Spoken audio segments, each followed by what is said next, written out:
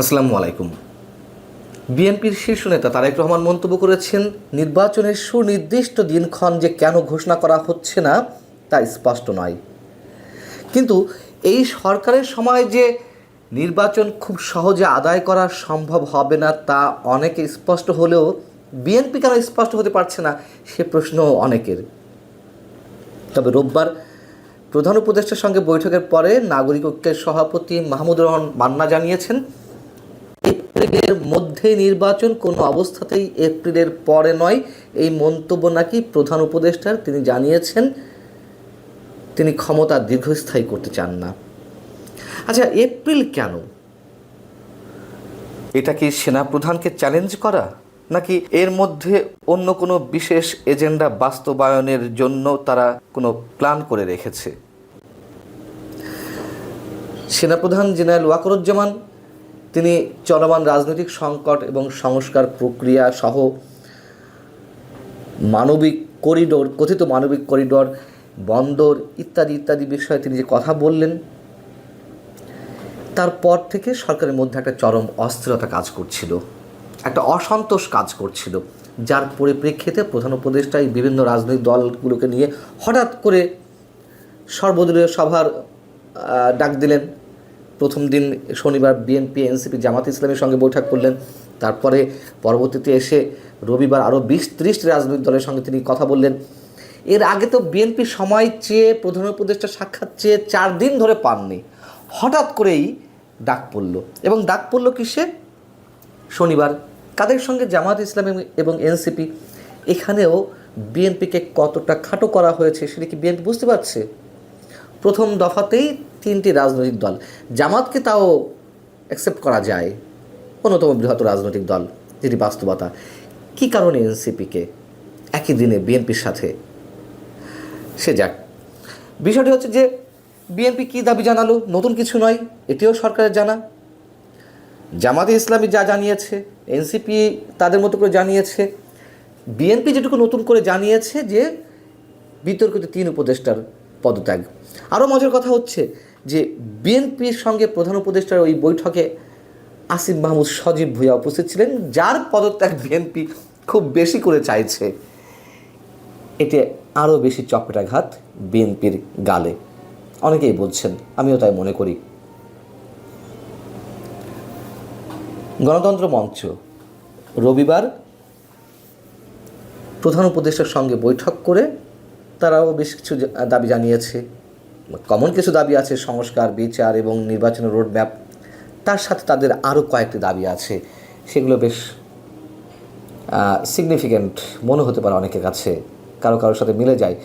তারা বলছে, গণঅভ্যুত্থানের শক্তিগুলোর ঐক্য বজায় রাখতে ও পারস্পরিক দূরত্ব কমাতে জাতীয় রাজনৈতিক পরিষদ গঠন। এমনিতে জাতীয় ঐক্য কমিশন, এই যে বিভিন্ন ধরনের কমিটি, আবার এর মধ্যে জাতীয় রাজনৈতিক পরিষদ, আর কি আলাপ আলোচনার ভিত্তিতে জুলাই মাসের ভিতরেই জুলাই সনদ তৈরি করা, যার জন্য ছাত্র উপদেষ্টারা বা ছাত্র সমন্বয়করা একেবারে তারা উতলা হয়ে গেছে। এবং জুলাই সনদের ভিত্তিতে এই মুহূর্তে যেসব সমস্যা করা সম্ভব সেগুলো যথাসম্ভব দ্রুত বাস্তবায়ন। এর সাথে তারা আরও যে কথাটি বলেছে আরও সিগনিফিক্যান্ট, গণ অভ্যুত্থান পরবর্তী বাংলাদেশে সব দলের মতামতের ভিত্তিতে অন্তর্বর্তী সরকারের প্রধান হিসেবে দায়িত্ব নিয়ে প্রফেসর ডক্টর মোহাম্মদ ইউনূস এই সময়ের জন্য জাতীয় ঐক্যের প্রতীক হয়ে উঠেছেন। তার মানে কী দাঁড়ালো? এটাই তো ডক্টর মোহাম্মদ ইউনূস চাইছিলেন, যে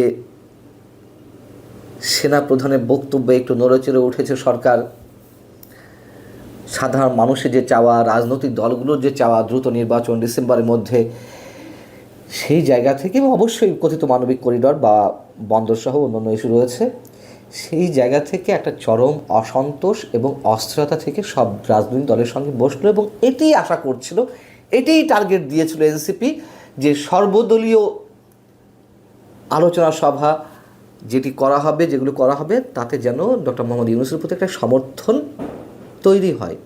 এবং গণসংহতি আন্দোলন বা গণতন্ত্র মঞ্চ যা বলল, ডক্টর মোহাম্মদ ইউনূসের জন্য এটাই প্রয়োজন ছিল। কিন্তু অবাক বিস্ময়ের বিষয়, তারা এসব বিষয়ে আলোচনা করতে চাইছে, একসাথে আলোচনা করবে, কিন্তু ঘুণাক্ষরও এর মধ্যে আমাদের এই মুহূর্তের সবচেয়ে বড় যে দুশ্চিন্তার বিষয়, কথিত মানবিক করিডোর কিংবা বন্দর ইস্যুতে সরকার কি কারোর সঙ্গে আলোচনা করবে, আলোচনার প্রয়োজন মনে করবে, অথবা যে জুলাই সনদ, বিতর্কিত জুলাই সনদ, সেটি নিয়েও কারোর সঙ্গে আলোচনা করবে। যখন যেটি প্রয়োজন হয় সরকার, তখন তো কারোর সাথে আলোচনা করার প্রয়োজন মনে করে না। আওয়ামী লীগের কার্যক্রম নিষিদ্ধ করা হলো, সেই বিষয়ে কারোর সঙ্গে আলোচনা করেনি। বা এই যে সরকারি কর্মকর্তাদের বা কর্মচারীদের ওই দিন শর্ট টাইমের মধ্যে বরখাস্ত করা যাবে, যে নতুন খসড়া করা হয়েছে, সে বিষয়ে কারোর সঙ্গে আলোচনা করা হয়েছে। এত বড় একটা বিষয় করা হয়নি এবং এগুলো করা হবে না, এবং এগুলোর প্রতি কোনো ধরনের কোনো ভ্রুক্ষেপই নেই। মজার বিষয়টি হচ্ছে যে সেনাপ্রধানের বক্তব্যের পরে সরকারের যে টার্গেট ছিল নানান ধরনের নাটকীয়তার মধ্য দিয়ে, সেটি করা হলো, কিন্তু সরকার যে অস্থিরতার মধ্যে পড়েছিল সেটিকে বিএনপি ক্যাশ করতে পারলো না। বিএনপি কথা আদায় করতে পারলো না যে ডিসেম্বরের মধ্যেই নির্বাচন। সরকার একটু দুর্বল অবস্থায় আছে বা পড়েছিল, এমনটা অনেকে মনে করেন। সেই জায়গা থেকে বিএনপি সেটিকে ক্যাশ করতে পারলো না, বরং ক্যাশ বিএনপিকে করে ফেলল সরকার বা ডক্টর মোহাম্মদ ইউনূস। এখানেই তার বাজিমাত। এখন প্রশ্ন হচ্ছে যে প্রথমে যদি করছিলাম, তার আগে একটু বলে নিই যে এসব বিষয়ে তো আলোচনা নেই। কথিত মানবিক করিডোর বা বন্দর ইস্যুতে প্রেস সচিব জানিয়ে দিয়েছেন যে বন্দর আমরা দিব, পরিচালনার জন্য কারো হাতে তুলে দেওয়া হচ্ছে না, সেই গতানুগতিক কথা। এবং একই সঙ্গে শনিবার 3 রাজনৈতিক দলের সঙ্গে বৈঠকের পরে প্রেস সচিব এও বললেন, প্রধান উপদেষ্টা যা বলেছেন তাই, নির্বাচন ডিসেম্বর থেকে 2026 জুনের মধ্যে, এক চুলও নড়বে না। প্রধান উপদেষ্টা এক কথার মানুষ, এমন সব মন্তব্য করেছেন। তাহলে প্রধান উপদেষ্টা ঠিক মাহমুদুর রহমান মান্নাকে তাই জানিয়েছেন যে এপ্রিলের মধ্যে নির্বাচন। তার মানে সরকার তার জায়গায় আপাতত পর্যন্ত সফল। এর নিগূঢ় রহস্য কি বিএনপি বুঝতে পারছে? বিএনপি কতটা ট্রাপে পা দিল? এবং সবার একটা বিস্ময়কর প্রশ্ন, ঢাকা দক্ষিণ সিটি কর্পোরেশনে মেয়র পদে বসার জন্য ইশরাক হোসেনকে কেন্দ্র করে যে একটা দুর্বল জ্বালাময়ী আন্দোলন বিএনপি করে দেখালো, নির্বাচন ইস্যুতে কেন চাপ দিচ্ছে না বা এরকম চাপ প্রয়োগ করতে পারছে না? এই প্রশ্ন বিএনপিরই অনেকের মধ্যে। বিএনপি জানে তার দুর্বলতা কোথায়। আল্লাহ হাফেজ, ভালো থাকুন সবাই।